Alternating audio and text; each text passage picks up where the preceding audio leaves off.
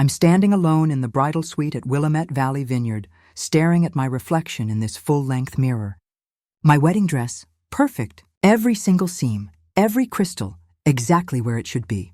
The makeup artist really outdid herself today. My eyes look bigger, my cheekbones sharper, my lips this beautiful shade of rose. The white roses in my bouquet are sitting on the vanity, just waiting. But here's the thing. I've checked my phone 14 times in the last 20 minutes. 14 times. And you know what I see? Nothing. Not a single message from Mom. Nothing from Dad. Not even a text from my brother, Marcus. Then there's this soft knock at the door. Martha, the wedding planner, pokes her head in. She's got this practiced smile on her face, but I can see the concern in her eyes. She can't hide it. "It's time, Sophie," she says. "Are you ready?" My eyes drift to the window. I can see the ceremony space from here. 90 guests sitting in those neat white chairs. The string quartet is playing softly. Everything looks perfect, absolutely perfect. Except for one thing. In the front row, there are 3 empty seats. 3 empty seats that are staring back at me like accusations. Like wounds that won't stop bleeding. They're not coming, are they? My voice is trembling and I hate it. I hate that they still have this power over me. Martha's smile falters. "There's still time," she says, but we both know it's a lie. We both know the truth. I take this deep breath and smooth the silk of my gown. "Let's go," I tell her. The doors to the garden open. 90 heads turn to watch me walk alone down the aisle. Alone, on my wedding day. I can feel their eyes on me. Those sympathetic gazes feel like physical touches, little pats of pity that make my skin crawl. Some people are whispering behind their hands. Others are giving me these encouraging smiles, and somehow those smiles make the hollow feeling in my chest expand even more. I narrow my focus to David waiting at the altar. His eyes are steady on mine. The love radiating from him is almost enough to push away the memory of my mother's voice from 3 days ago. "We'll try, sweetie," she'd said. Marcus's firm has an event that weekend. Mom's tone had been so dismissive. Like she was declining a casual lunch invitation, not her only daughter's wedding. Her only daughter's wedding. "I can pay for the flights," I'd offered. Desperation was clawing at my throat. "The hotel, anything, please, Mom!" In the background, I could hear Dad's voice drifting through. "Tell her we're busy," just like that. Tell her we're busy. Now, placing one foot in front of the other, I force myself to breathe. In, out, one step. Another step. I will not cry. I will not give them the satisfaction, even in their absence. When I reach David, he takes my hands in his. His fingers are warm, solid, real. "I'm here," he whispers, too low for anyone else to hear. We're enough. But for a moment, I'm not standing at this altar. I'm 8 years old again, standing in our living room. Mom and Dad are fussing over Marcus's debate trophy. They're positioning it carefully on the mantel, stepping back to admire it from different angles, taking photos to send to relatives. My art contest certificate? It's sitting forgotten in a kitchen drawer. I'd shown it to them earlier that day. Pride was bubbling up inside me as I explained how the teacher said I had exceptional talent. Mom had glanced at it. "That's nice, honey," she'd said, before turning back to the dinner she was preparing. Later, Dad had ruffled my hair absently. "Marcus needs more support," he'd explained, when I asked why they went to all his events but missed my art showcase. "He's going places. You understand, don't you, Sophie?" And Mom never missed an opportunity. "Why can't you be more like your brother? He focuses on what matters. I tried harder after that. Academic awards, college scholarships, business success. Each achievement was a desperate attempt to turn their heads in my direction. Each one was noted with distracted acknowledgement, if acknowledged at all. The ceremony continues around me.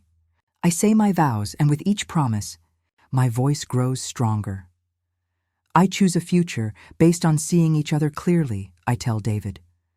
The words carry more weight than anyone but he understands. When the officiant pronounces us husband and wife, David's mother envelops me in this warm embrace. "You're one of us now." "Dear," she whispers, and something tight in my chest loosens. Just a fraction. The photographer captures us on the dance floor. David twirls me under the string lights. His cousins join us, forming this circle of laughter and music. For moments at a time, I forget. I forget about the family-shaped hole in my celebration. I forget about the phone I've checked too many times. I forget about the explanations I've given to curious guests. At the reception, Rachel, my college roommate, raises her glass. "To finding the family who deserves you," she says. Her eyes hold mine with fierce loyalty. A murmur of agreement ripples through the crowd. The truth of her words hits me like a physical blow. All these years, I've been invisible to the people who should have seen me most clearly. I've been chasing approval from those who never intended to give it. When the celebration quiets for a moment, I slip away. I check my phone one last time. No missed calls, no messages, not even a token congratulations. David finds me there, staring at the blank screen. "They missed something beautiful today," he says, wrapping an arm around my waist.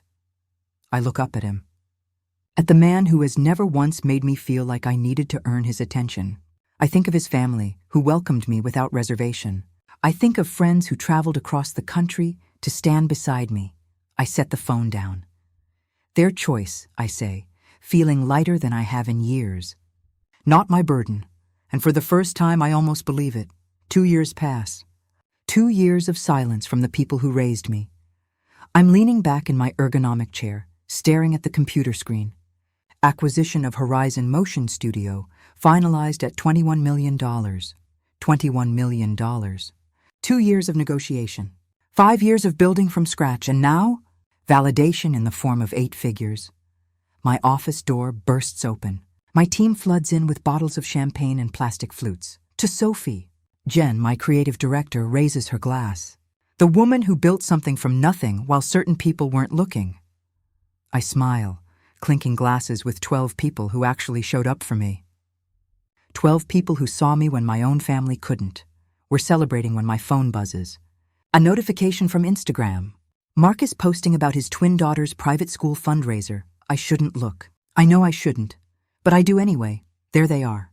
Mom and Dad flanking Marcus and his wife, Christina.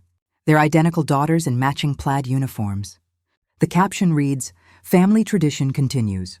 3rd generation at Westridge Academy." Dad's arm is draped around Marcus's shoulder. Mom is beaming at her granddaughters. I swipe through more photos. Marcus's family vacation to Hawaii last month.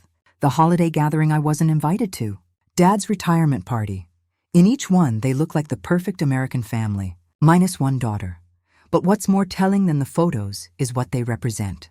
That vacation rental in Maui? That costs at least $5,000 per week. Westridge Academy? That runs $30,000 per year. Per child. Marcus's house in the background of several shots? That's in a neighborhood where nothing sells for under $2 million, all funded by my parents' retirement savings and family investments. According to the gossip from distant cousins who occasionally remember I exist. Sophie? Jen touches my arm. "We lost you for a minute." I lock my phone screen. "Just checking messages. Where were we?" The celebration continues around me, but I'm mentally calculating. Marcus's law firm is moderately successful, but nowhere near the level that would support his lifestyle. My parents have been quietly propping him up for years, depleting their retirement to maintain his image. Meanwhile, my $21 million acquisition doesn't warrant so much as a text message. After the team leaves, I scroll through my parents' social media. Hundreds of posts about Marcus's accomplishments, the twins' milestones, family gatherings. My existence is limited to a single birthday wish last year. Happy birthday, Sophie. Without even a photo, I close my laptop and make a decision. The next morning, I call my financial advisor. The Porsche Taycan, metallic gray. I want to complete the purchase today. 3 hours later, I'm signing paperwork for a $135,000 car. It's extravagant, it's unnecessary, and it's exactly what I want. Not because I need my family's approval, but because I never needed their money. Back home, I take a single photo of the car in my driveway. The afternoon sun is gleaming off its metallic finish. I post it to Instagram with a simple caption, "Dreams realized." For 3 days, nothing happens. Then on Wednesday afternoon, my phone lights up with a name I haven't seen in 5 years, Mom calling. My stomach tightens as I answer. "Hello? Sophie." Mom's voice carries that particular blend of authority and urgency she reserves for family crises.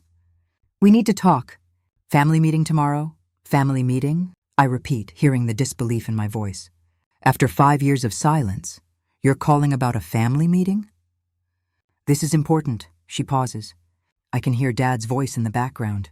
Tell her it's important, he says as though I can't hear him. What's important? I ask. My wedding wasn't important. My business wasn't important. What exactly matters now? Mom's voice tightens. It's complicated. Financial issues. We need to discuss it as a family, of course. They saw the car. They know about the acquisition. Now suddenly, I'm family again. Tomorrow at 2, I say, before hanging up. The next morning, I slide into my new Porsche. The leather seat is cool against my back. The drive to my childhood home takes 40 minutes. 40 minutes is enough time to remember birthdays celebrated without me. Achievements unacknowledged. Holidays spent alone while they gathered without me. I park in the circular driveway. My metallic gray Porsche looks starkly modern against their traditional colonial. For a moment, I sit there, hands gripping the steering wheel. The last time I stood on that porch was 6 years ago, when I'd announced my engagement to David. Mom had nodded politely while Dad checked his watch repeatedly. Clearly waiting for me to leave. They've never needed me before. Why now? My phone buzzes with a text from David. Remember who you are. Call me if you need extraction. I smile despite myself. Another notification appears. An email from Nicole Parker, the investor who believed in Horizon Motion when no one else would. Your worth isn't measured by those who couldn't see it. A final alert. My assistant confirming tomorrow's meetings. Don't let them take too much time. You have the production review at 4. I take a deep breath. My therapist's words from last week's session echo in my mind. Boundaries aren't punishments. They're protection. I straighten my shoulders and step out of the car. Before I can knock, the front door swings open. Mom and Dad stand there. Their expressions shift from annoyance to shock as they take in the Porsche behind me. You've done well for yourself, Dad says. Not hello. Not, I've missed you. Just an assessment of my financial worth. Yes, I reply simply. No hugs. No warmth. They lead me to the dining room table where Marcus and Christina already sit. Their faces are a study in calculated concern. Sophie. Marcus nods, as though we spoke last week instead of 5 years ago. Let's get straight to business, Dad says. Pulling out financial folders, I remain standing. My purse is strapped tight in my grip, the only outward sign of the turmoil beneath my calm exterior. No, I say. First, I'd like to know why I'm suddenly important enough to include in family discussions after being excluded from everything else for years. Mom and Dad exchange glances. Marcus shifts uncomfortably. We can discuss that later, Mom says. Her voice slips into that dismissive tone I know too well. We have more pressing matters now. I'm not in a rush, I reply, still standing. And I'm not interested in being convenient family only when you need something. For the first time in my adult life, I see uncertainty flicker across my father's face. In this moment, I understand something. They need me now, and for once, I have the power to decide what happens next. The dining room of my childhood home feels smaller than I remember. Robert sits at the head of the table, hands folded like he's presiding over a board meeting rather than a family crisis. Patricia perches beside him, her posture perfect despite the worry lines creasing her forehead. Across from me, Marcus slumps in his chair. His designer shirt is wrinkled at the cuffs. Christina sits beside him. A leather photo album is open on her lap. It's foreclosure, Sophie. Robert's voice is firm, but carries an unfamiliar tremor. Marcus's mortgage is 3 months behind. The twins' private school tuition is unpaid for this semester. I say nothing, letting the silence stretch. 2 years of no contact, and this is what brings us together. You need to help your brother. Robert slides a document across the polished oak table. Loan paperwork. Already filled out. The presumption steals my breath. Think about your nieces. Patricia's voice catches. A practiced hitch that once would have sent me scrambling to please her. They're just children. They shouldn't suffer because of financial difficulties. Marcus leans forward. Eyes narrowed. We're family. That's what family does. When one of us succeeds, we help the others. Christina flips the album open wider, pushing it toward me. They ask about Aunt Sophie all the time. She points to photos of children I barely recognize. Their faces shining at a birthday party I wasn't invited to attend. Emma wants to know why you never visit. Robert clears his throat. We've done everything we could. Our retirement fund is... He trails off, exchanging a look with Patricia. We've been supporting them as best we can. The implication hangs in the air between us. My success means I owe them. My independence is selfish in the face of family need. I close the photo album and slide it back across the table. Where were you at my wedding? The question falls from my lips with surprising calm. Marcus blinks. What? My wedding? 2 years ago. Where were you? Patricia's hand flutters to her throat. We were busy. Marcus had that event with his firm. It wasn't convenient, Robert adds, as if commenting on a missed dinner party. I nod slowly, feeling something crystallize inside me.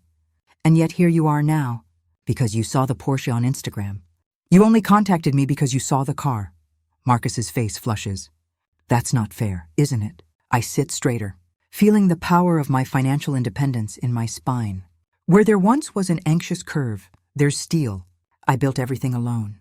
Every scholarship, every client, every late night. Where were any of you? Robert's eyes narrow. What's that got to do with the current situation? Everything. I fold my hands on the table, mirroring his posture. I'm listening. Tell me why I should write a check today. Marcus slams his hand on the table. You always had to prove something, always showing off how smart you were, how creative, how special. Some of us were just trying to live normal lives. Robert's hand settles on Marcus's shoulder. Your brother had more potential. We had to nurture that. You were always so independent. We're still your parents, Patricia whispers, tears gathering in her eyes. Despite everything, you were parents in title only. My voice remained steady, surprising even myself. You missed my high school graduation. You missed my college scholarship ceremony. You missed the launch of my company. You missed my wedding. I tapped the table with each missed milestone. You missed my life. And now you want to share in what that life has built. Sophie, Robert starts. You didn't build this success, I continue. You don't get to share it. My phone vibrates in my pocket. I glance down to see David's message. You okay? Meeting running long. The sight of his name brings back Nicole Parker's words when she invested in my startup. You don't need approval from anyone who can't see your light. I think of my team at Horizon Motion, their faces shining as we toasted the acquisition. People who chose to see me, to support me, to believe in what I could build.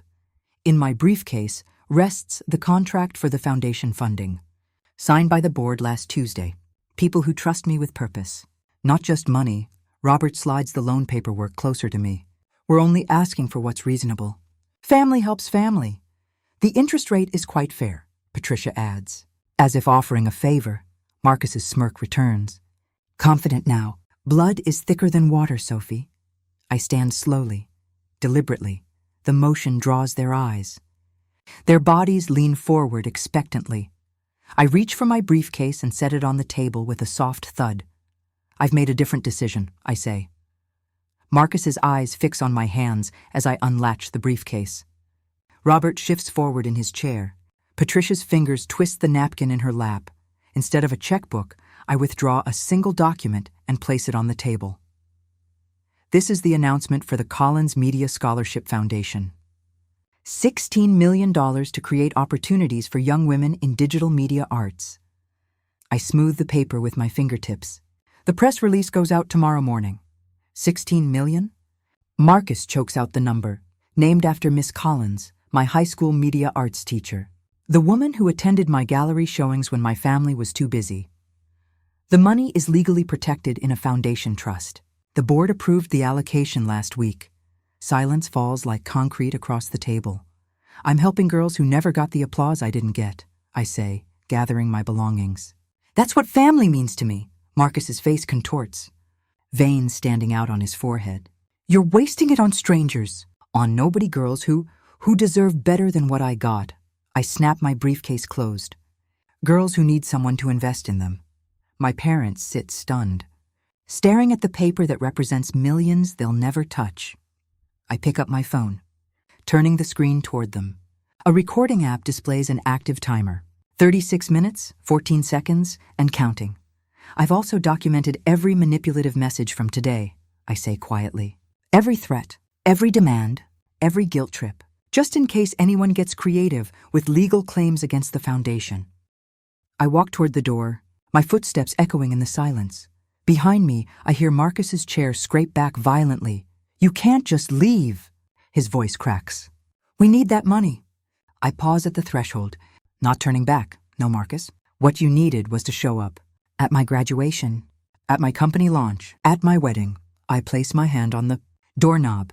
But that opportunity has passed. The door closes behind me with a soft click that sounds like freedom. The Porsche purrs beneath me as I drive away from my childhood home. My knuckles are no longer white on the steering wheel.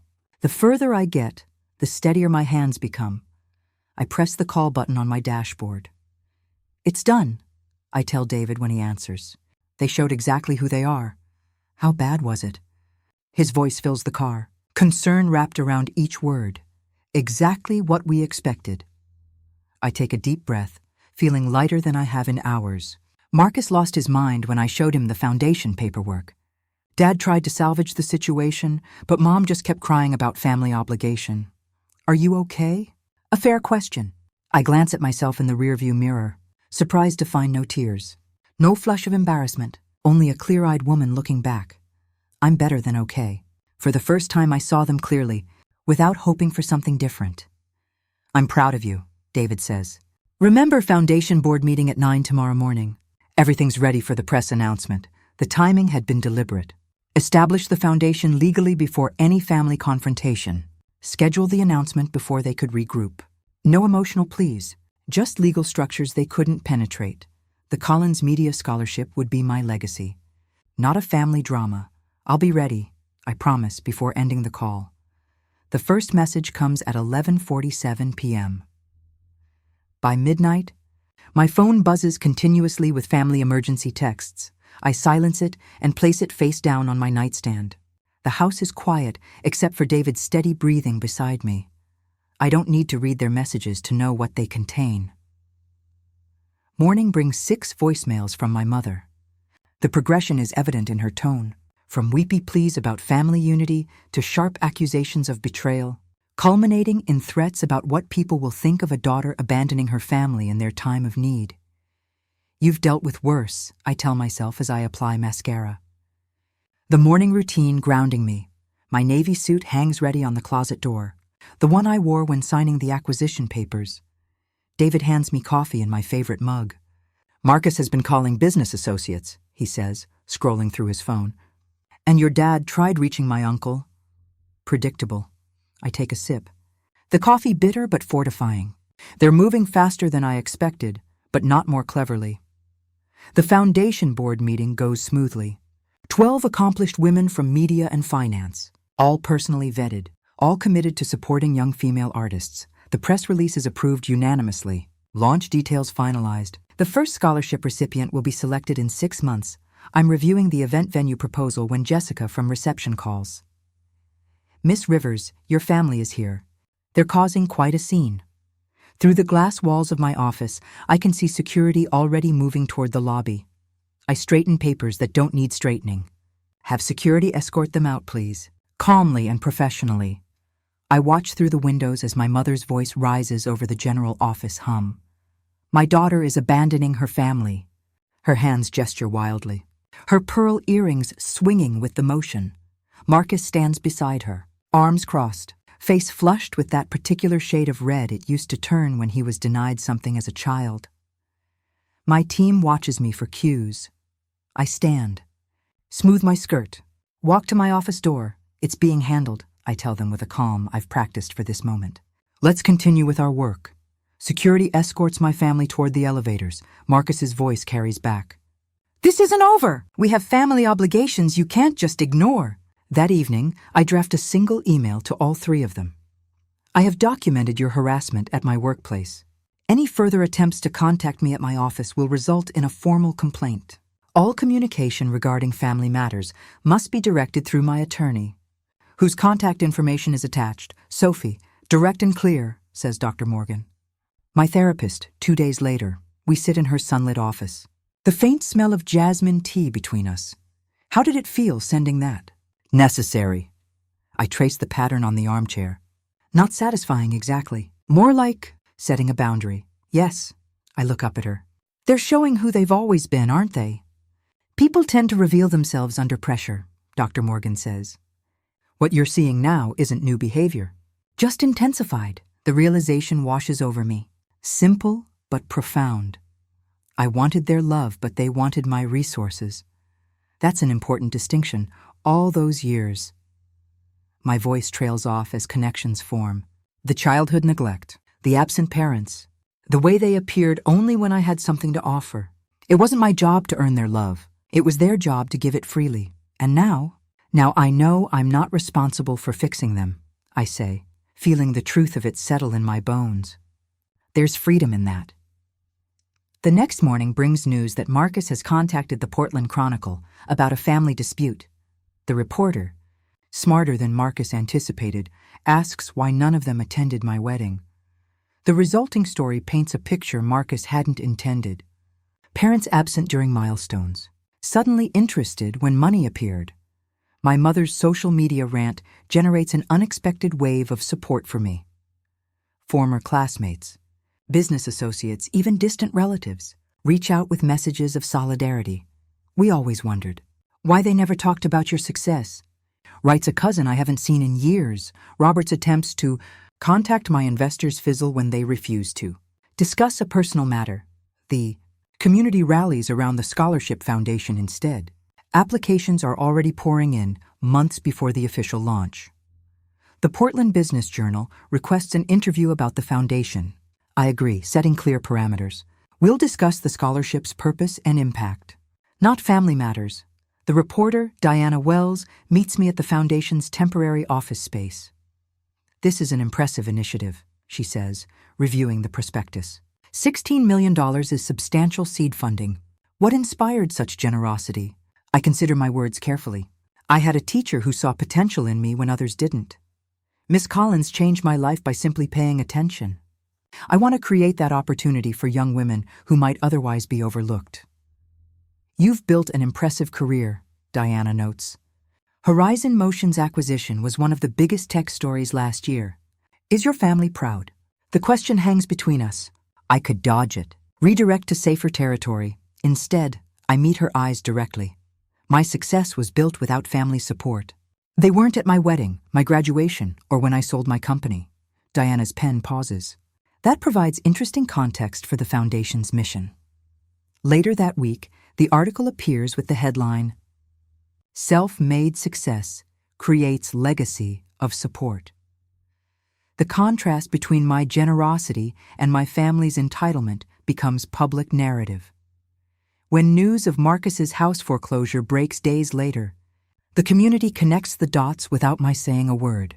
David handles increased security protocols at our home. My business team manages communication strategy, filtering messages and prioritizing foundation work. Nicole Parker, my first investor and mentor, releases a statement supporting my commitment to lifting others rather than enabling dependency. My college friends form a protective circle, filling our calendar with dinners and events that leave no room for dwelling on family drama. Dr. Morgan provides anchoring during weekly sessions. The United Front becomes its own kind of family, chosen, intentional, supportive. 2 weeks after the confrontation, I received the Business Leadership Award from the Women in Media Alliance. Standing at the podium, looking out at faces that genuinely celebrate my success, I realize the tables have completely turned. My parents' retirement plans are now delayed indefinitely. Christina's social position in her precious country club circles has eroded with their financial collapse. Marcus's twins will transfer to public school next semester. Meanwhile, the foundation thrives, generating positive coverage that spreads beyond Portland. The story resonates not because I sought revenge, but because I chose to transform pain into purpose. The scholarship committee has selected 3 finalists for the first award, Jennifer tells me, placing the portfolios on my desk. They'd like your input by Friday. I open the first file and begin reviewing the work of a young woman whose teacher noticed her talent when no one else did. The circle completes itself. Healing through action rather than looking backward. Family defined by what it does, not what it claims to be. For the first time in my life, I feel truly seen. In the weeks that follow, I delete the fourth voicemail from Aunt Linda without listening past her plea of, "Everyone misses you, Sophie." The Thanksgiving invitation sits in my email inbox. Its subject line reads, "Family needs to be together." A transparent attempt at manipulation. My phone chimes with a text from my cousin Tyler. "I don't understand this rift between you and Uncle Robert. Can't you just talk to them?" Of course he doesn't understand. He wasn't at my empty wedding. He didn't witness 20 years of invisibility. A letter arrives yesterday from Mom. The elegant handwriting unmistakably hers. "We always believed in you," she wrote, as if rewriting our entire history. The envelope sits half-burned in my fireplace, its edges curled and blackened like the lies it contains. Dad calls my office directly last week. "We need to clear the air," he says, his voice lacking any acknowledgement of what they'd done. My assistant, following strict instructions, tells him I'm unavailable. Permanently.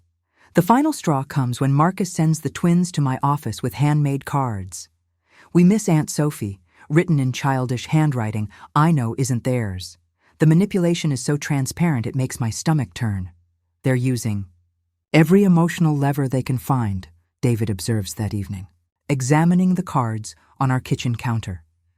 They're desperate. I flip through the week's collection of attempts. But they still haven't actually apologized. The family attorney calls next, his voice professionally neutral. "There are moral obligations to consider, Sophie. Family ties carry certain responsibilities. The implication is clear. I'm the villain in their story. The heartless daughter who abandoned her struggling family. Pastor Wilson from the church I stopped attending years ago leaves a voicemail. Your parents are deeply concerned. Perhaps we could meet to discuss reconciliation. Two childhood friends, neither of whom I've spoken to in a decade, suddenly reach out. Your parents seem so heartbroken, says one. The holidays are for forgiveness, says the other. When Marcus's wife Christina emails photos of the twins in Halloween costumes with the message, "The children ask about you constantly," I nearly throw my phone across the room. They're framing this entire situation as my responsibility, I tell Dr. Morgan during our weekly session. My forgiveness, my duty, my failure to be the bigger person. "And how does that make you feel?" she asks, her eyes steady on mine. Angry, I admit. But also validated? They wouldn't fight this hard if they weren't afraid of losing control. The foundation selection meeting provides an unexpected challenge. The committee recommends a scholarship for Olivia Henderson, a 17-year-old filmmaker whose application video shows remarkable talent and painful familiarity.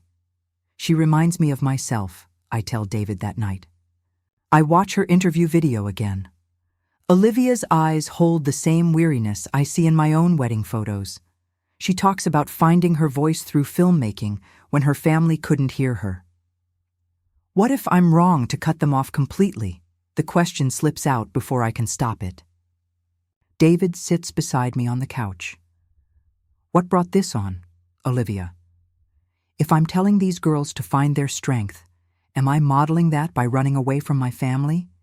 Is setting boundaries running away?" David asks. I consider this.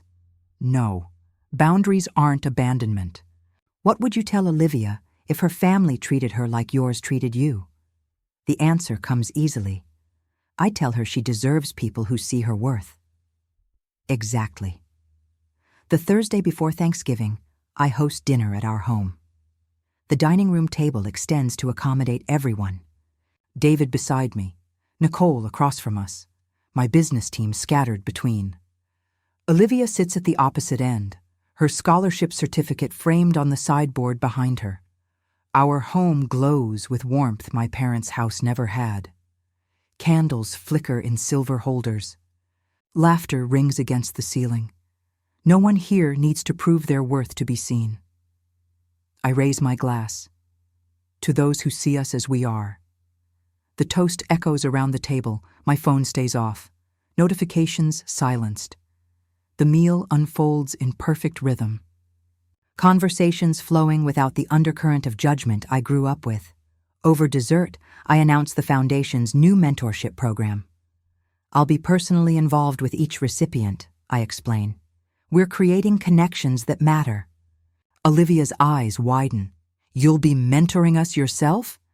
Every step of the way. I smile at her. This foundation isn't just about money. It's about building something meaningful together. Nicole nods approvingly. You've created structures that can't be interfered with. The Foundation's independence is legally secured, I confirm. Its success will be measured by impact, not approval. Later, as we clear plates, David turns on the local news. Right on schedule, the feature about the Foundation airs. Strategically, timed to coincide with my family's traditional dinner hour. On screen, I speak with confidence I've earned. We build family through action, not obligation. The report transitions to financial analysis, contrasting the Foundation's transparent governance with examples of mismanagement, including a not-so-subtle reference to Marcus's business failures.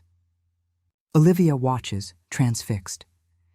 They're actually comparing your brother's company to the Foundation? Facts speak for themselves. I stack dessert plates with steady hands. The community has validated what my family refused to see. The following. Morning, my parents request a meeting at a coffee shop downtown. I arrive in the Porsche, the car that triggered their sudden interest after years of silence. Dad looks older than I remember, defeat etched into lines around his mouth. We should have been there, he admits, staring at his untouched coffee. At the wedding? I ask, though I know that's not all he means. Everywhere. His voice cracks. All those years. Mom's eyes shimmer with tears. How can we fix this? The question hangs between us. 3 months ago, I might have grabbed at this opening, desperate for any acknowledgement. Now, I feel only calm clarity. Some things can't be fixed, I tell them. Only accepted. Mom flinches. I'm not closing the door forever, I continue. But I need accountability, not convenience. I'll consider limited contact after you both start therapy. That's unnecessary, Dad begins, the old dismissiveness rising. It's non-negotiable. I sip my tea, the warmth spreading through my chest like certainty. They exchange glances, the silent communication of people who never expected consequences for their choices. Marcus's financial collapse has stripped away their illusions of his superiority. My success exists beyond their reach. The Foundation thrives independent of their approval. When they leave, no agreements have been made, no concessions offered. I watch them walk to their car. A sensible sedan now, the luxury vehicles long gone. I drive away without looking back.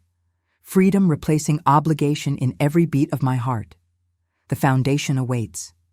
Olivia's project needs review. My chosen family expects me for dinner. For the first time, I'm moving towards something instead of away from someone, and that makes all the difference.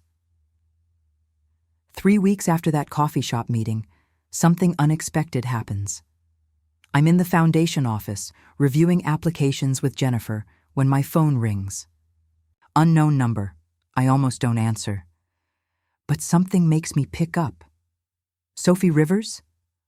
A woman's voice, professional, unfamiliar. Speaking. My name is Angela Martinez. I'm a private investigator. I've been hired to look into your family's financial situation, and I think you need to know what I've found. My stomach drops. I'm not interested in helping. I wasn't hired by your family, she interrupts. I was hired by Christina, your sister-in-law. That stops me cold. She's divorcing Marcus, Angela continues. And during the asset investigation, I discovered something you should know about. Can we meet? 2 hours later, I'm sitting across from Angela Martinez in a private conference room. She slides a thick folder across the table. Your parents didn't just support Marcus financially, she begins. They've been running a scheme for the past 8 years. A scheme? Your brother's law firm? It's barely profitable. Has been for years. But your parents have been using their connections to funnel clients to him, wealthy clients who pay premium rates. She opens the folder. Bank statements, email correspondence, legal documents. They've also been inflating his success, creating fake awards, paying for publications to feature him, building a reputation he didn't earn. My hands shake as I flip through the evidence. Why? The question barely makes it past my lips. According to Christina, your parents have been obsessed with maintaining appearances. Marcus was their project, their proof that they raised a successful child. When his natural abilities didn't match their expectations, they manufactured success. Angela points to another section. Here's where it gets worse. They used money from a trust fund, one that was supposed to be split between you and Marcus. The room tilts. What trust fund? Your grandmother left a substantial trust when she died 15 years ago. $2 million to be divided equally between her grandchildren when they turned 30. I was 32. Marcus was 35. I never received anything. Because they told the executor you had declined your portion. They forged your signature on documents saying you wanted Marcus to have it all, to support his career. The betrayal hits like a physical blow. Not just neglect, not just favoritism, fraud. Christina found these documents during the divorce proceedings. Angela continues. She's horrified, said she had no idea. She wants you to know the truth. I stare at the papers. $2 million. Stolen from me. Used to prop up the golden child who couldn't make it on his own. There's more, Angela says softly. Your parents have been telling Marcus for years that you're jealous of him, that you've always tried to undermine his success. They've been poisoning your relationship deliberately. The pieces fall into place. Marcus's hostility, his assumption that I owed him help, his belief that I was showing off with my success. He'd been fed lies about me for years. While I was being erased from family photos, he was being told I was the villain. Why would they do this? My voice sounds hollow. Control, Angela says simply. They created a narrative where they were essential. Marcus couldn't succeed without them. You didn't need them. That made you dangerous to their sense of importance. I lean back in my chair, trying to process this. What does Christina want? Justice. She's divorcing Marcus partly because of this. She said her daughters deserve better than to grow up in a family built on lies. Angela slides a business card across the table. This is a fraud attorney. Christina thinks you should press charges, not just for the money, but for the forgery. The theft. I pick up the card. Turn it over in my fingers. Think about it, Angela says. You don't have to decide now, but you deserve to know the truth. That evening, I sit with David in our living room, the folder spread across the coffee table. $2 million, he says quietly. Plus interest. That's close to $3 million now. It's not about the money, I know. He takes my hand. It's about the betrayal. They didn't just neglect me. They actively stole from me. And they destroyed my relationship with Marcus by lying to him about me. David's jaw tightens. What do you want to do? I think about Olivia, about all the scholarship recipients, about the foundation built on transforming pain into purpose. I want to tell the truth, I say finally. Not for revenge, but because lies like this shouldn't stay hidden. The next morning, I call the fraud attorney. His name is Vincent Taylor. He reviews the documents Angela provided. This is a clear case of fraud and forgery, he says. We can pursue criminal charges and civil recovery. But I need to be honest with you. This will be public, messy. Your family will fight back. I know. And it might take years to resolve. I don't care about the timeline. I care about the truth. Vincent nods slowly. Then let's proceed. Over the next 2 weeks, we build the case. Christina provides additional evidence.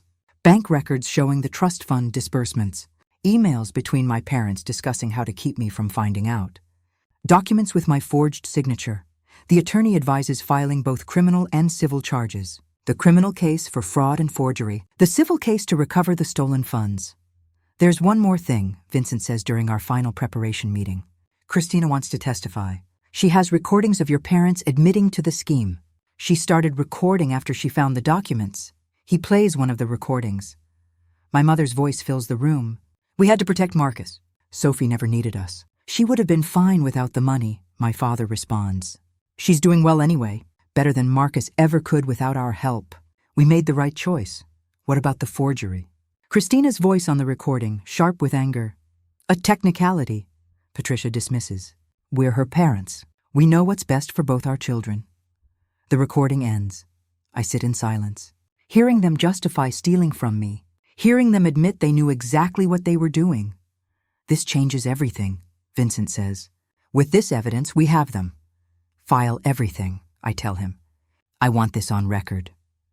The news breaks 3 days later. Local parents charged with fraud against daughter. The Portland Chronicle runs the full story. The trust fund, the forgery, the manufactured success of the golden child. My parents' arrest, my phone explodes with messages.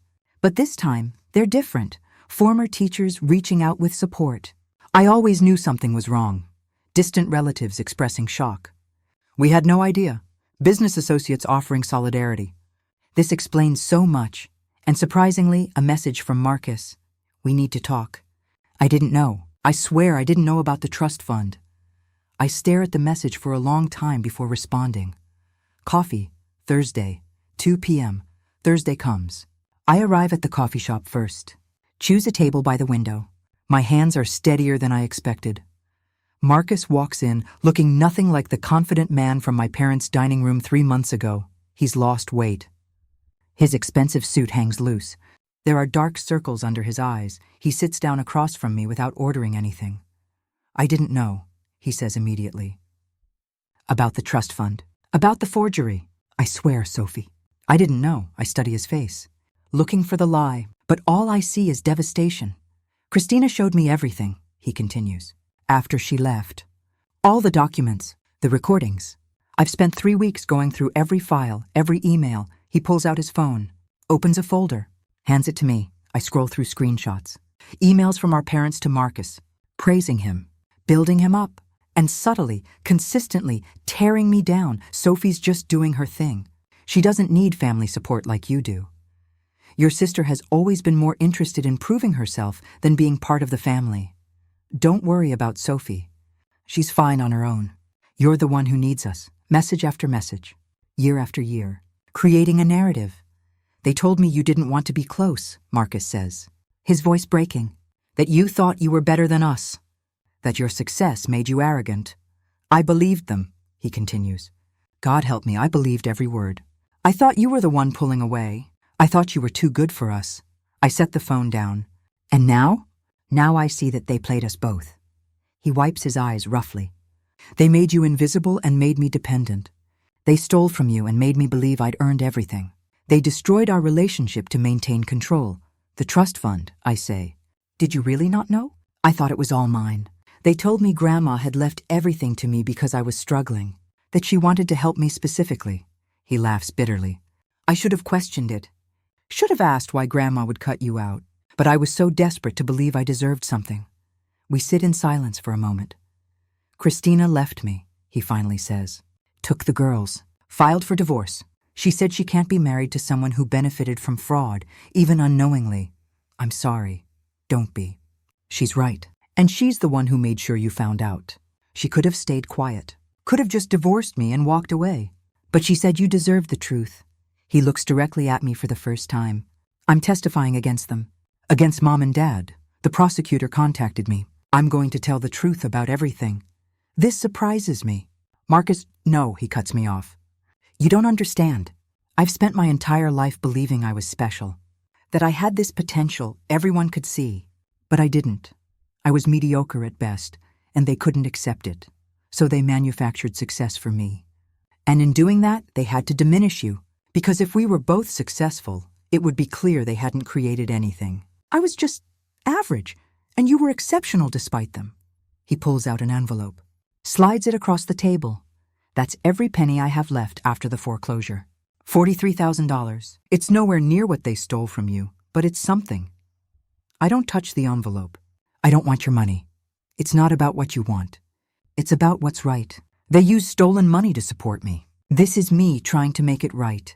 Marcus, please. His voice cracks. Let me do this one decent thing. Let me start making amends. I slowly pick up the envelope. Not because I need the money, but because I can see he needs to give it. Thank you, I say quietly. We talk for another hour. He tells me about his childhood from his perspective. The pressure, the constant pushing, the way our parents made him feel like he had to be extraordinary or he was nothing. They never let me just be okay, he says. Every achievement had to be spectacular. Every success had to be documented, celebrated, shared. And when I couldn't deliver naturally, they delivered for me. I grew up thinking I was special. But really, I was their project, their proof that they were good parents. When you succeeded without them, it threatened their entire narrative. So they erased me, I finish. Yes, and they made me complicit in that erasure without me even knowing. Every time I accepted their help, I was accepting stolen resources. Every time I believed their version of you, I was helping them isolate you. He stands to leave. Hesitates. I know you'll never forgive me, and I don't expect you to, but I want you to know I'm not fighting the charges. I'm not defending them, and I'm going to make sure the twins know the truth when they're old enough to understand. Marcus, I call as he reaches the door. He turns. I don't forgive you yet, but maybe someday. I pause. You were a victim too, a different kind, but still a victim, he nods slowly. That doesn't excuse my part in it. But thank you for seeing it. After he leaves, I sit for a long time, processing everything. My phone buzzes. A text from Christina. Thank you for meeting with him. He's broken, but he's finally seeing clearly. The girls and I are okay? We'll be okay. I'm sorry for everything you went through, I respond simply. Thank you for telling the truth. It took courage. Her reply comes immediately. You deserve to know. And the girls deserve to understand that family isn't about pretending. It's about truth. That evening, I call Vincent Taylor. I want to establish a second fund, I tell him, for children who are victims of parental manipulation. Therapy resources, legal support, educational opportunities. That's a beautiful idea, he says. Marcus is giving testimony, I continue, and I want to make it clear publicly that I understand he was manipulated too. I won't pursue any civil action against him. That's your choice, Vincent says carefully. But you should know the trust fund money he used is still legally recoverable. I know, but I'd rather use my energy building something than tearing down someone who's already lost everything. You're more forgiving than I would be. It's not forgiveness, I correct. It's understanding. There's a difference. The trial begins in early spring. 6 months after I learned the truth. The courthouse is packed. Media coverage has been extensive. The story resonates. Parents stealing from one child to prop up another.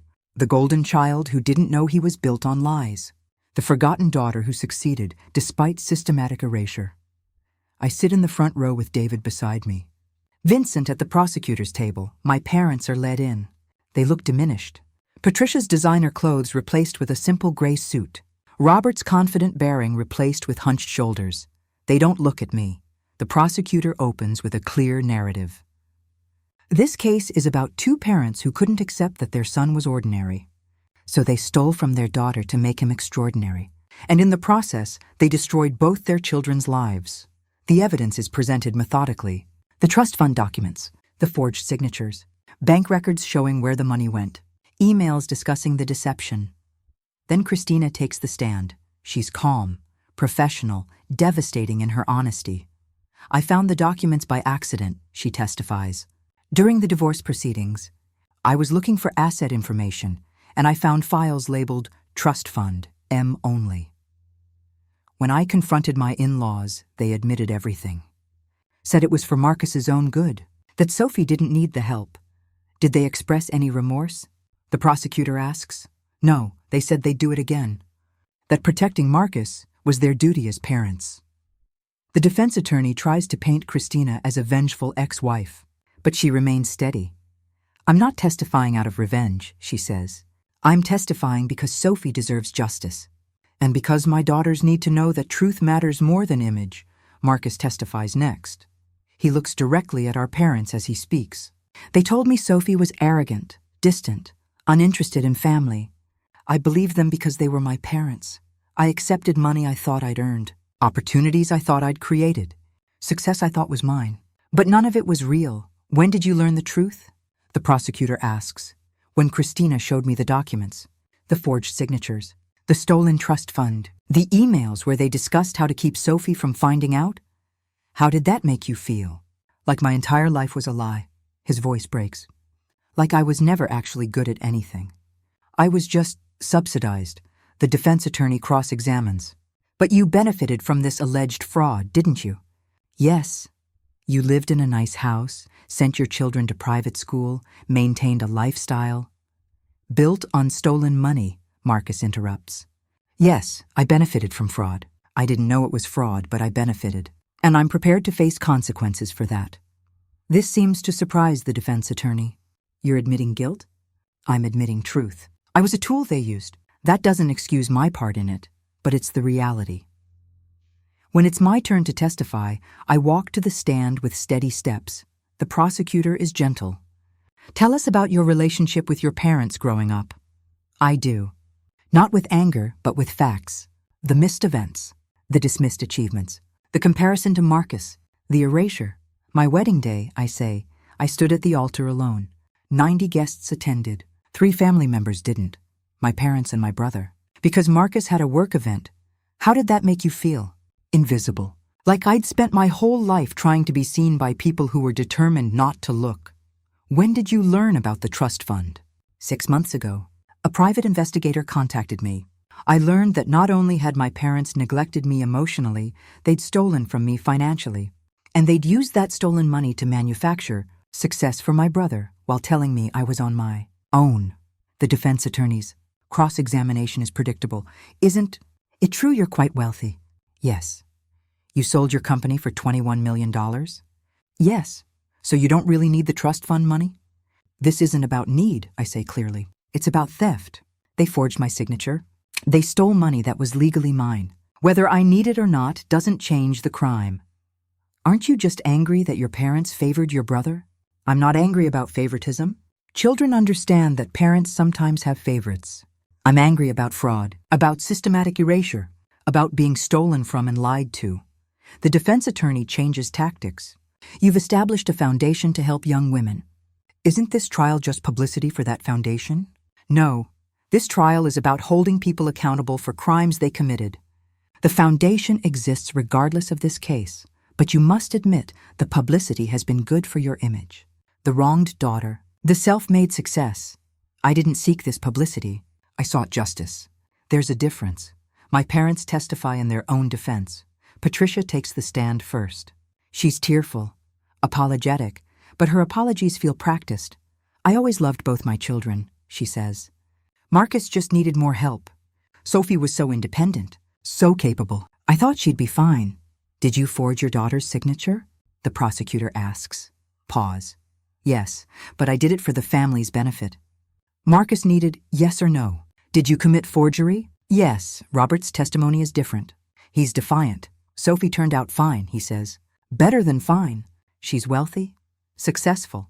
So clearly our approach worked. Your approach was to steal from her, the prosecutor points out. We redistributed family resources to where they were needed most. That's what parents do, even when those resources were legally designated for both children. Marcus couldn't survive without help. Sophie could. It was a practical decision.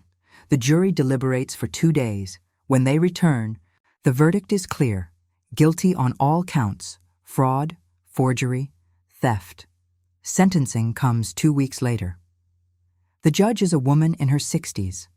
She looks at my parents with something like disappointment. This case represents a profound betrayal of trust, she begins. Not just the legal trust of the grandmother's estate, but the fundamental trust between parent and child.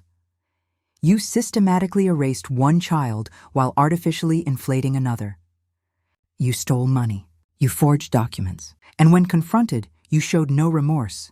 She sentences them to 3 years in prison, probation afterward, full restitution of the trust fund plus interest, and a permanent restraining order preventing them from contacting me without my explicit permission. As they're led away, my mother finally looks at me. Her eyes hold a question I can't quite read. Regret? Anger? Confusion? I feel nothing, just a strange emptiness where grief should be. Outside the courthouse, media swarms. I make a brief statement. This case was about accountability. My parents committed crimes, and they're facing consequences. I hope this sends a message that children aren't property to be managed, and family resources aren't tools for manipulation. What about your brother? A reporter calls. My brother was a victim too. A different kind, but still a victim. He's working to rebuild his life with honesty. I respect that. Will you reconcile with your parents? That's not a question I can answer today. Today is about justice. The future remains to be seen. David wraps an arm around my waist as we walk to the car. How do you feel? He asks. Empty, I admit. I thought I'd feel satisfied. Or relieved, but I just feel tired. That's normal, he says. You've been fighting for months. It's okay to be tired. That night I sit in our living room. The trial is over. Justice has been served, but it doesn't feel like victory. It just feels like the end of something long and painful. My phone buzzes. A message from Olivia, my first scholarship recipient. I saw the news. I'm so sorry you went through that. But thank you for showing me that standing up for truth matters, even when it's hard. Another message from Nicole Parker. Proud of you. Not just for winning, but for pursuing truth with grace. One from Jennifer. The foundation is getting hundreds of new applications. Your story is inspiring people. And finally, one from Marcus. Thank you for not destroying me when you could have. I'm using this chance to be better. I set the phone down. Maybe this is what healing looks like. Not dramatic satisfaction, but quiet moments of recognition that truth matters, that justice exists, that standing up for yourself creates ripples beyond what you can see. David sits beside me. Ready for what's next? I lean against him. I think so, because the trial is over, but the work continues. The foundation, the scholarship recipients, the life I'm building based on truth, not lies, and that feels like victory after all. 1 year after the trial, I stand in the bright studio of the Collins Foundation headquarters. Morning light filters through tall windows, casting golden patterns across the polished hardwood floor. Olivia adjusts her camera settings, the first scholarship recipient, now in her second year, working on her thesis film. What do you think about this angle? She looks up, eyes bright with creative fire. Try moving slightly to the left. Catch how the light falls across the subject. My voice carries confidence earned through years of fighting to be seen. Now I use that confidence to help others be seen too. On the wall behind Olivia, photos document our scholarship recipients' projects. 12 young women in the first year, 25 in the second. Stories that might never have been told. Each frame represents a voice that could have been silenced, just like mine almost was. I finished the final cut of my documentary, Olivia says, straightening up. Would you watch it with me? We move to the editing bay. Her project plays on the high-definition monitor. The documentary follows 3 generations of women in a rural Oregon family, their struggles and resilience beautifully captured through her lens. Watching her work, I feel pride that's entirely different from anything I knew before. This isn't about me. It's about what she's created, what she'll continue to create. When the final credits roll, Olivia turns to me, tears brightening her eyes. You're the reason I believe I can do this, she says, hugging me spontaneously. I think of Miss Collins. How she recognized something in me when my own parents couldn't be bothered. How her belief sustained me through years of family indifference. Now the cycle continues, not of neglect, but of genuine support. Later that week, I stand at the podium of the Portland Arts Center, accepting a Community Impact Award. The audience applauds. A sea of faces turn toward me with appreciation, not pity. David sits in the front row, beaming with pride.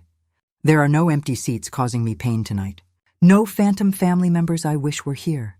Every person in this room sees me, truly sees me for who I am. Thank you, I begin, my voice steady. This journey began in invisibility and has led to impact.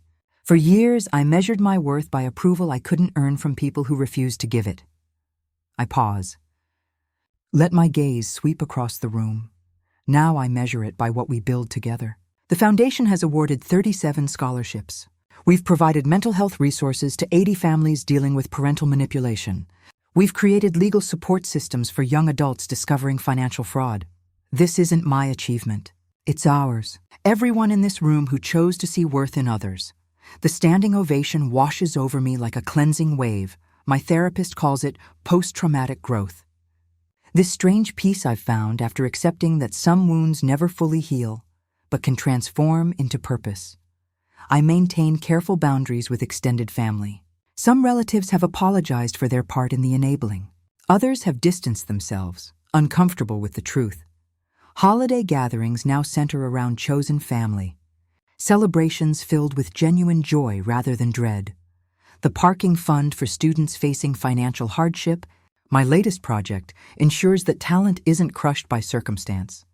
I understand now what these young women need, because I lived without it. Unconditional belief in their potential. Driving home through Portland in my Porsche, I passed the coffee shop where I once edited videos on a borrowed laptop. Through the window, I catch a glimpse of my parents. They were released from prison 3 months ago. Served 18 months of their 3-year sentence with good behavior. Our eyes meet briefly. They look older, smaller. Patricia's hair is completely gray now. Robert walks with a cane. I don't stop. But I also don't feel the sharp pain I once did. There's just peaceful acknowledgement. They taught me what love isn't. David and my work taught me what it is. My phone rings. Marcus's name on the screen. I almost don't answer. But our relationship has evolved into something cautious and honest. Hey, I answer.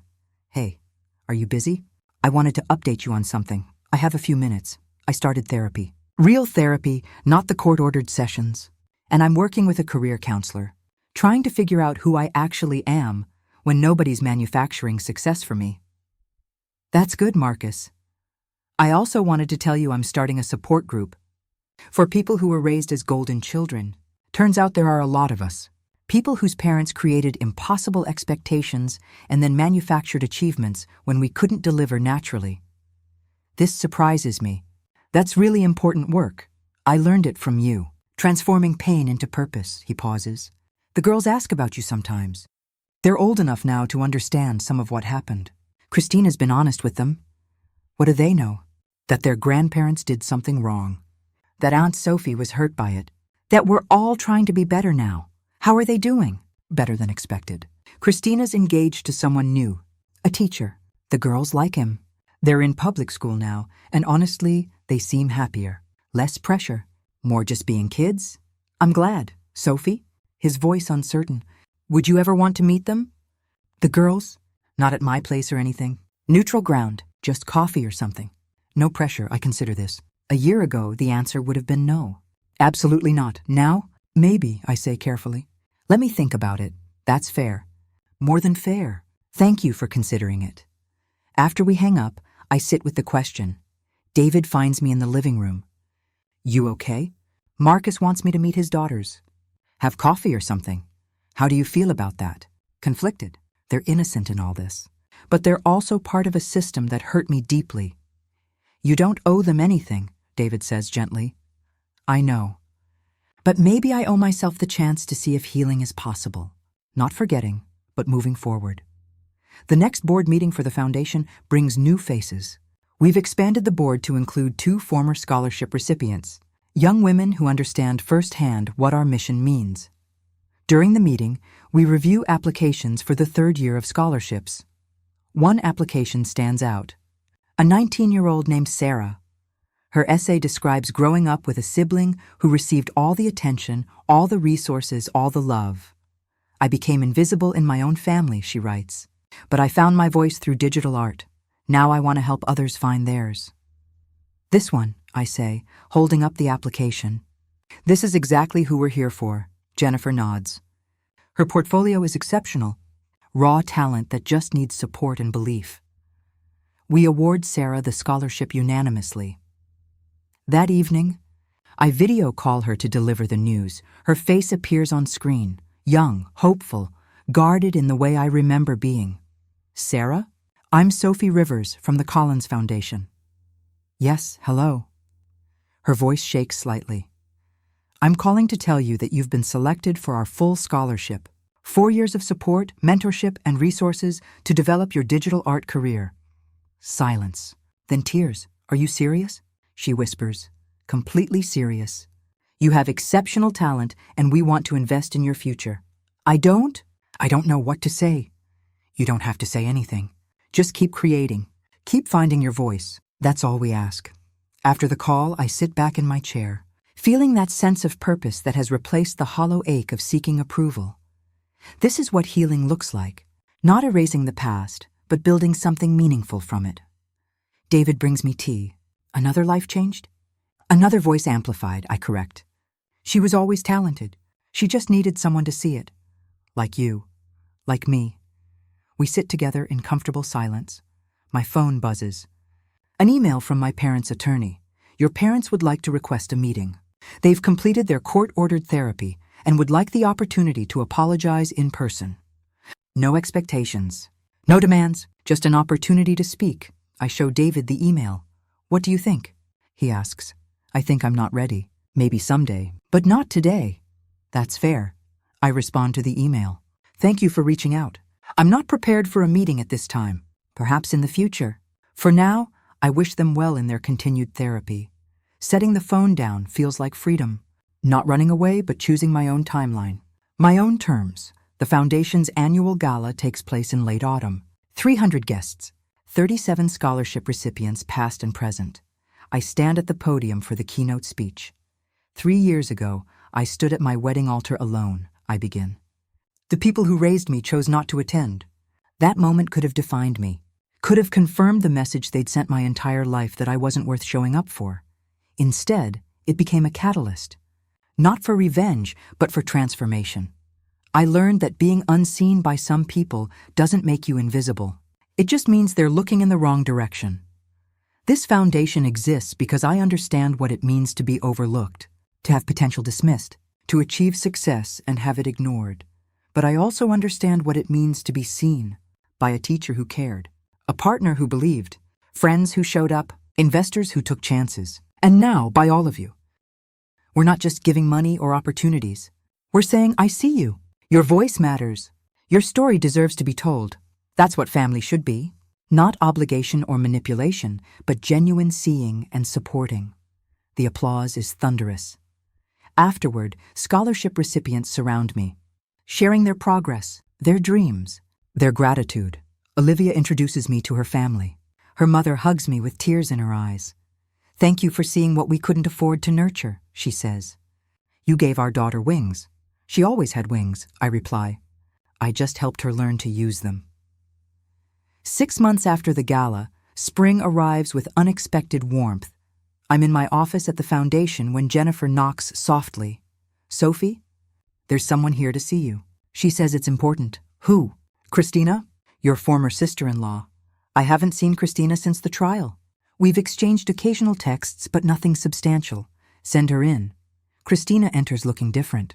Lighter somehow. Her hair is shorter, styled in a way that suits her. She's wearing jeans and a simple sweater instead of the designer clothes I remember.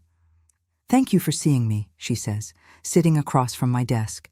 I know this is unexpected. It's fine. What's going on? She takes a deep breath. The girls have been asking about you constantly. They're 9 now, old enough to understand more of what happened. They know their grandparents did something wrong. They know you were hurt. Marcus mentioned they were asking. They want to meet you. But more than that, they want to apologize. This catches me off guard. They want to apologize? They were 6 when all this happened. They're not responsible. No, but they're smart enough to understand they benefited from what was stolen from you. The private school, the trips, the lifestyle, all of it was built on money that should have been yours too. Christina pulls out her phone, shows me a video. 2 identical girls sit side by side. They must have practiced what to say. Aunt Sophie, one begins. My name is Emma. This is Lily. We wanted to say we're sorry, Lily continues. We know Grandma and Grandpa took money from you. Money that helped pay for our school and our house and everything. We didn't know it was wrong then, Emma adds. But we know now, and we wanted to say we're sorry we got things that should have been partly yours. Mom says you started a foundation to help girls like us. Girls who need help. Lily's voice is earnest. We think that's really cool, and we wanted to meet you. If you want to meet us. The video ends. I sit back, unexpected emotion tightening my throat. They worked on that for weeks, Christina says softly. I didn't coach them. They wanted to do it themselves. They're so young to understand all this. They're young, but they're not naive. They see Marcus struggling to figure out who he is. They know their grandparents are in supervised therapy. They understand that actions have consequences. Christina leans forward. I'm not asking you to be their aunt in the traditional sense. I'm not asking you to suddenly have a relationship with Marcus's family. But they're curious about you. And honestly, I think meeting you might be good for them. How so? Because you're proof that success doesn't have to come from being the favorite. That you can build something meaningful without manufactured support. That integrity matters more than image. I consider this. What does Marcus think? He thinks it's entirely your decision. He won't be there if you meet them. This would just be you, me, and the girls. Neutral ground. No pressure. And what do you get out of this? Christina smiles sadly. Honestly, I want them to see what real strength looks like. I stayed with Marcus for years while he was being propped up by his parents. I enabled the whole system because I didn't ask hard questions. When I finally saw the truth, I had to make a choice. Stay and pretend or leave and rebuild. I chose to rebuild. Now I want the girls to know strong women who make hard choices. I think about Sarah, Olivia, and all the scholarship recipients. Girls who are learning that their worth isn't dependent on family validation. Maybe meeting Emma and Lily could be part of that same message. Okay, I say finally. But on my terms, we meet at the foundation. I want them to see what I built, what their grandparents' actions couldn't destroy. Christina's face lights up. Really? Really? But Christina, I need you to understand something. I'm not doing this to reconcile with Marcus, or to somehow make the family whole again. I'm doing this because they're children who deserve to learn that truth and accountability matter. I understand completely. We schedule the meeting for the following Saturday. That evening, I tell David about it. Are you sure? He asks, concern in his voice. No, but I think it's important. They're 9-year-old girls who've been caught in the middle of adult dysfunction. If I can show them a different way, maybe it's worth it. You're more generous than they deserve. It's not about what they deserve. It's about who I want to be. Saturday arrives with clear skies. Christina arrives with Emma and Lily at exactly 2 p.m. The girls are nervous, clutching their mother's hands. They're identical in appearance but different in energy. Emma seems more outgoing, Lily more reserved. Hi, Emma says first. You're Aunt Sophie. I am. You can call me Sophie if you prefer.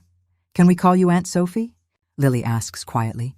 We've never met you, but Dad talks about you sometimes. You can call me whatever feels comfortable. I give them a tour of the foundation. Show them the studio where Olivia works, the scholarship wall with photos of all 37 recipients. You help all these people? Emma asks, eyes wide. We help them help themselves. Everyone here has talent. They just needed support and resources. Because nobody believed in them? Lily asks. Or because the people who should have believed in them were looking elsewhere? We sit in the conference room. I've ordered pizza and lemonade, keeping it casual. Your mom showed me your video, I tell them. That took a lot of courage. We wanted you to know we're sorry, Emma says, even though we didn't know what was happening. You don't need to apologize for what adults did, but I appreciate that you understand what happened was wrong. Dad says he didn't know either, Lily offers. That Grandma and Grandpa lied to everyone. That's true. Your dad was lied to just like I was, in different ways, but both of us were hurt by it. Are you still mad at Dad? Emma asks bluntly. Christina starts to interject, but I hold up a hand. That's a fair question. I'm not mad at your dad anymore. I'm sad about what happened, but your dad is working hard to be honest now. That matters. He goes to therapy every week, Lily says. And he has a new job that he says is more realistic. He doesn't make as much money, but he says it's better because he's actually good at it. This surprises me.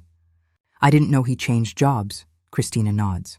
He's working for a nonprofit legal aid society, using his law degree to help people who can't afford lawyers. Says it's the first time he's felt genuinely useful. That's really good. We spend 2 hours together. The girls ask questions about my work, my wedding, my company. They tell me about their school, their friends, their stepdad-to-be. As they're leaving, Lily hangs back. Can I ask you something? She says quietly. Of course. Do you think people can change?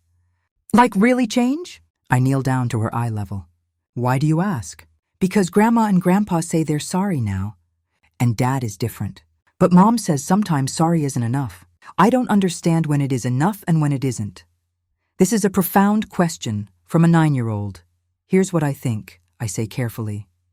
People can change their behavior. They can learn to do better. But that doesn't mean everything goes back to how it was before. Some things break in ways that can't be completely fixed. So you won't forgive them? I might someday. But forgiveness doesn't mean forgetting what happened or pretending it didn't hurt. It means accepting what happened and deciding not to carry anger about it anymore. Are you still angry? Sometimes. But less than I used to be. Mostly I'm just building something new. Lily hugs me suddenly, fiercely. I think you're really brave.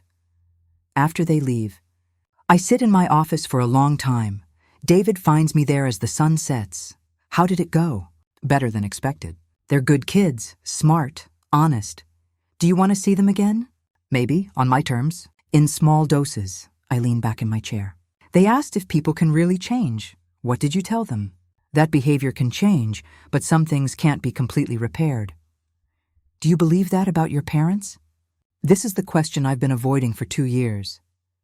I think my parents are genuinely sorry they got caught. Whether they're sorry they did it? I don't know. Their therapy reports say they're making progress. But I'm not ready to find out firsthand. You don't have to be ready. Maybe you'll never be ready. That's okay too. 3 months later, I receive a letter. Not an email. An actual handwritten letter. The return address is my parents' new apartment. They downsized significantly after the trial, living on Social Security and whatever work Robert can find. I almost throw it away without reading it. But curiosity wins. The letter is from my mother. Dear Sophie, I don't expect you to read this. I'm not sure I deserve to have you read it. But I need to write it anyway. Your father and I have spent 2 years in therapy. At first, we went because the court ordered it. We said what we thought the therapist wanted to hear. We performed remorse without really feeling it. But something changed around month 6. Dr. Williams asked me to describe you as a child. Not Marcus. You. I couldn't do it. I sat there for a full hour trying to remember specific moments with you, and I couldn't. All my memories were about Marcus. His achievements, his struggles, his needs. You were just there, in the background, quiet, independent, not demanding attention. Dr. Williams asked why I never looked closer, why I never wondered what was happening in your quiet corners. I didn't have an answer. The truth is, Sophie, you scared me. You were so capable, so self-sufficient. You didn't need me the way Marcus did, and instead of being proud of that, I resented it. Marcus's neediness made me feel important. Your independence made me feel unnecessary, so I convinced myself you didn't want my attention, that you were fine on your own, that focusing on Marcus was the right thing to do, and when you succeeded despite my neglect, it threatened everything I'd built my identity around. If you could succeed without me, what did that say about my role in Marcus's success? The trust fund theft wasn't just about money. It was about control, about maintaining the narrative that Marcus needed us and you didn't. I destroyed your relationship with your brother. I stole from you. I erased you from family gatherings. I missed your wedding, all because I was too insecure to celebrate a daughter who didn't need me to be extraordinary. I'm sorry. I know that's inadequate. I know it doesn't repair anything, but I'm sorry. You've built something beautiful with your foundation. You're helping girls like you used to be. Girls who are overlooked and underestimated. I wish I had seen you, really seen you, before it was too late. I don't expect forgiveness. I don't expect a relationship. I just wanted you to know that I finally understand what I did. And I'm devastated by it. Your mother, Patricia. I read the letter 3 times, then I fold it carefully and put it in my desk drawer. I don't respond immediately. Maybe I'll never respond, but I keep the letter. 2 weeks later, I'm facilitating a workshop for scholarship recipients. 20 young women gathered to discuss navigating family expectations while pursuing creative careers. One girl, barely 18, raises her hand. How do you deal with parents who don't understand what you're trying to do? The other girls lean in. This is the question they all have. First, I say, you recognize that their understanding isn't required for your success. It's nice when it happens, but it's not necessary. Second, you build your own support system. Find mentors, friends, colleagues who do understand. Create the family you need. But what if you want their approval? Another girl asks. What if you keep hoping they'll finally see you? This one hits close to home. Then you decide how long you're willing to wait, I say honestly. And at some point, you realize that waiting for approval is preventing you from living your life. Did your parents ever approve? The question comes from Sarah, the girl whose essay about invisibility resonated so strongly. The room goes quiet. They all know pieces of my story. My parents spent my entire childhood focused on my brother. They missed my wedding. They stole from me. They're currently in supervised therapy trying to understand what they did wrong. But about 6 months ago, my mother wrote me a letter. A real letter, handwritten, taking responsibility, actually understanding, maybe for the first time, what she did to me. Did you forgive her? Sarah asks. I'm still deciding. Forgiveness isn't a light switch. It's a process. But I'll tell you what I did do. I stopped waiting for her approval to live my life. That's when real freedom started. When I built something based on my own values, not their validation. The workshop continues. But that exchange stays with me. That evening, I finally respond to my mother's letter. Dear Mom, I received your letter. I appreciate your honesty and your accountability. I'm not ready to meet or have a relationship. I don't know if I ever will be. But I want you to know I read every word. You're right that I was independent. But I was independent because I had to be. Because waiting for your attention meant being perpetually disappointed. I built my life around not needing you. That was survival, not preference. Your letter shows you're starting to understand this. That's important. Not for our relationship, but for you. For your own healing. The foundation you mentioned is my life's work. Every scholarship we award is for a girl who needed someone to see her, to believe in her, to show up for her. I'm giving these girls what I didn't get, and that brings me more peace than any apology could. I hope your therapy continues. I hope you find peace with what you did. But that journey is yours, not mine. I'm building my own peace in my own way. Sophie. I send the letter before I can second-guess myself. 1 year later, the foundation celebrates its 5th anniversary. We've awarded scholarships to 93 young women, established partnerships with 12 universities, created a network of mentors across the country. The event is held at a renovated warehouse downtown. 500 guests! Every scholarship recipient invited, Olivia, now graduated and working professionally, helped design the event. You've created something extraordinary, David says as we survey the space before doors open. We've created something extraordinary, I correct. This isn't mine alone. It's everyone who chose to see these girls. The evening begins with a video presentation.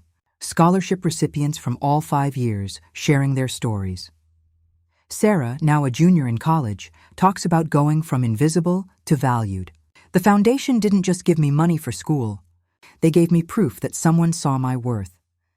Emma and Lily, now 10 years old, appear in the video. Christina gave permission for them to participate.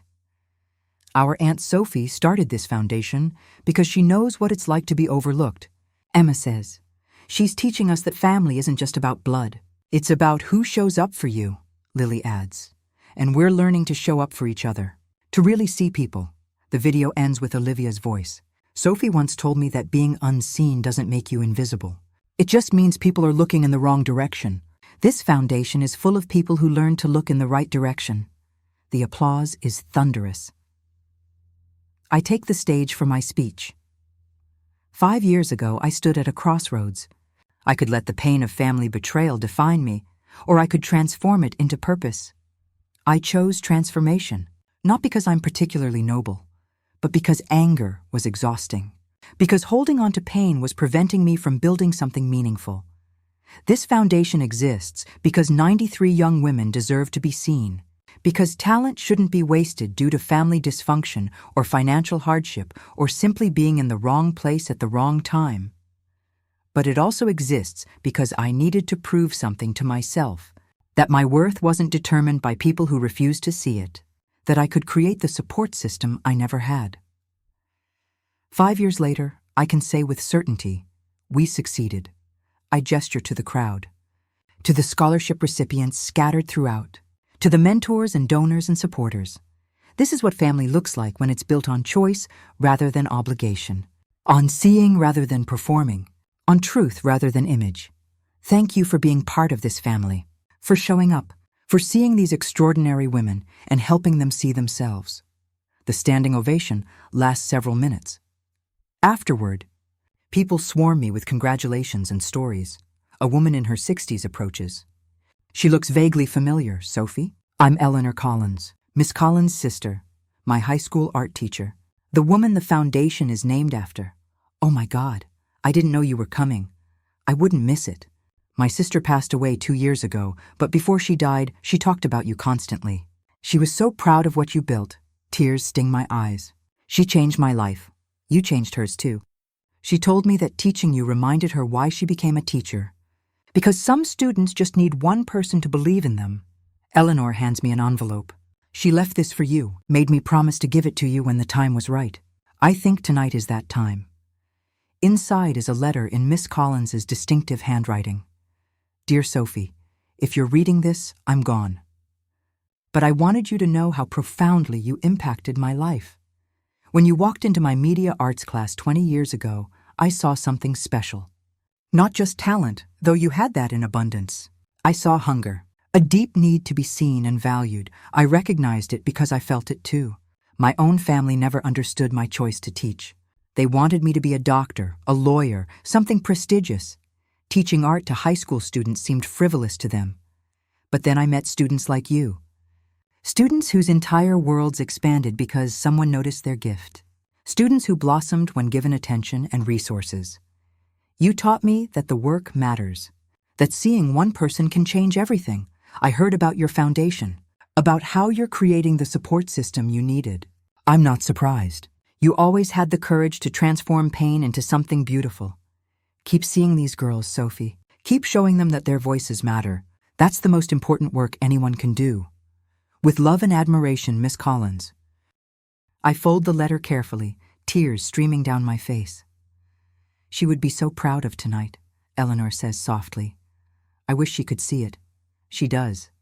In every girl whose work is displayed here, in every scholarship awarded, in the ripple effects of belief and support. She sees it all. Later in the evening, I'm standing by the window overlooking the city when Marcus approaches.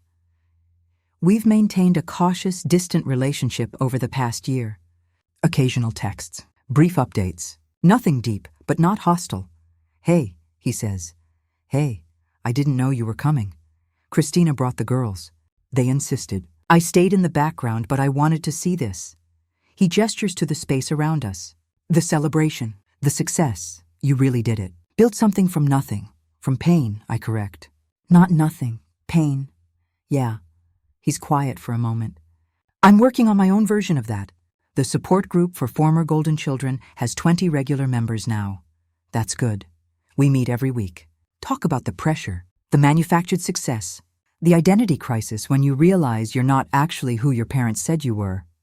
He looks at me directly. I spent 35 years thinking I was special, extraordinary, destined for greatness. Turns out I'm just average, and learning to be okay with average has been the hardest thing I've ever done. Average isn't bad. No, but it's not what I was promised. Not what I built my entire self-concept around. He pauses. You were actually extraordinary, and they convinced you that you were invisible. I was average, and they convinced me I was extraordinary. Both of us were lied to. Yeah. The difference is you figured out the truth and built something real.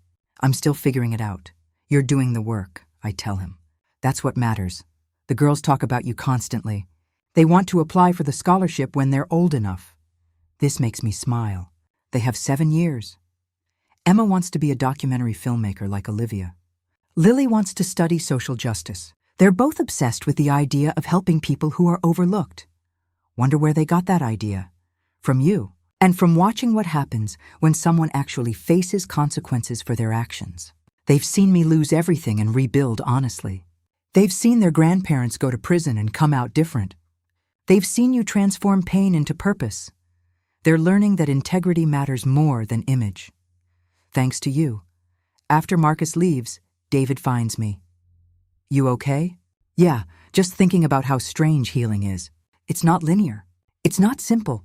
But it's happening. You've come a long way from that woman standing alone at her wedding. I'm not that woman anymore.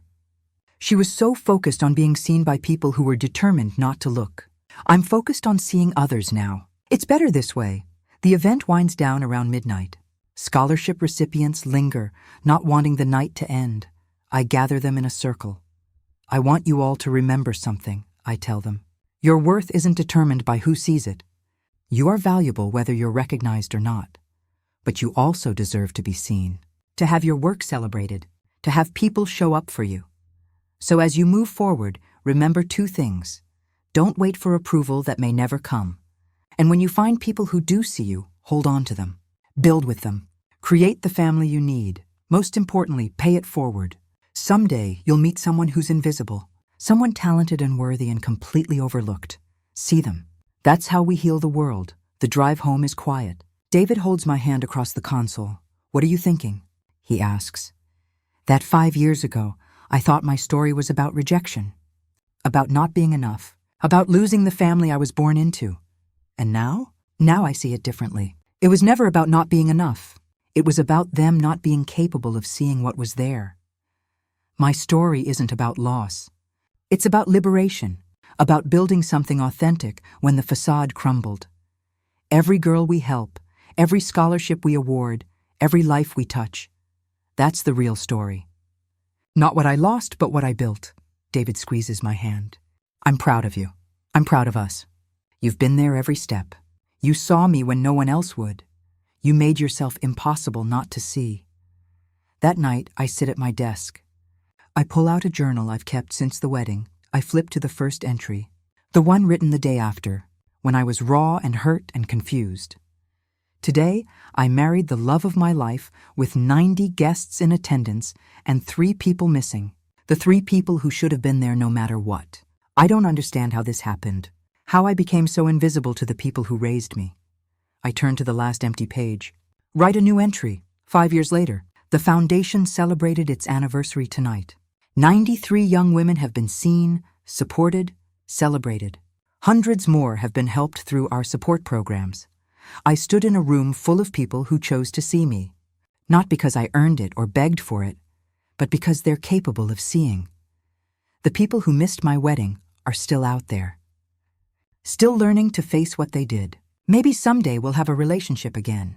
Maybe not, but I've learned that family isn't about who shows up at the beginning. It's about who shows up consistently, who sees your worth, who celebrates your light. I found that family. I built that family. And now I'm helping others find theirs. The girl who stood alone at her wedding is gone. In her place is a woman who knows her worth, doesn't depend on anyone's recognition. She's free. I close the journal and set it on the shelf, next to Miss Collins's letter and my mother's. Apology, these pieces of my story, the pain and the healing, the loss and the building, all of it brought me here, to this moment, to this life, a life built on truth instead of approval. On purpose instead of pain, on seeing others instead of begging to be seen. My phone buzzes. A text from Olivia. Thank you for tonight. For everything. You taught me that being overlooked doesn't define you. What you build afterward does. I smile and respond. You taught me that healing isn't selfish. It's necessary. Keep building, Olivia. David appears in the doorway. Coming to bed? In a minute. I take one last look around my office. At the photos on the wall, the awards on the shelf, the evidence of a life built deliberately and authentically. Tomorrow, I'll meet with the foundation board. We'll discuss expansion plans, more scholarships, more young women lifted up and seen. But tonight, I just sit with the quiet knowledge that I made it. Not despite my family's neglect, but through it, I transformed the pain of invisibility into a mission of seeing others. And that, I realize, is the best revenge of all. Not destroying them, but building something they could never touch, something pure and purposeful and completely mine.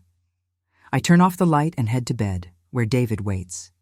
Where my chosen family surrounds me. Where I'm seen and valued and loved, not because I earned it, but because I deserve it. We all do. Your worth is not determined by those who fail to see it. Family isn't defined by blood, but by who consistently shows up, supports, and celebrates you.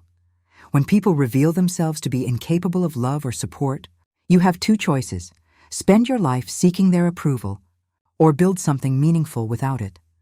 The most powerful response to being overlooked isn't revenge. It's transformation. Taking your pain and turning it into purpose. Helping others who felt invisible. Creating the support system you wish you'd had. True healing doesn't come from those who hurt you finally apologizing. It comes from building a life so authentic and purposeful that their approval becomes irrelevant. And sometimes, the family that abandons you does you the greatest favor. They force you to become the person you were always meant to be, strong, independent, and free. Remember, you don't need permission from people who never saw your worth to live an extraordinary life. You just need the courage to build it anyway.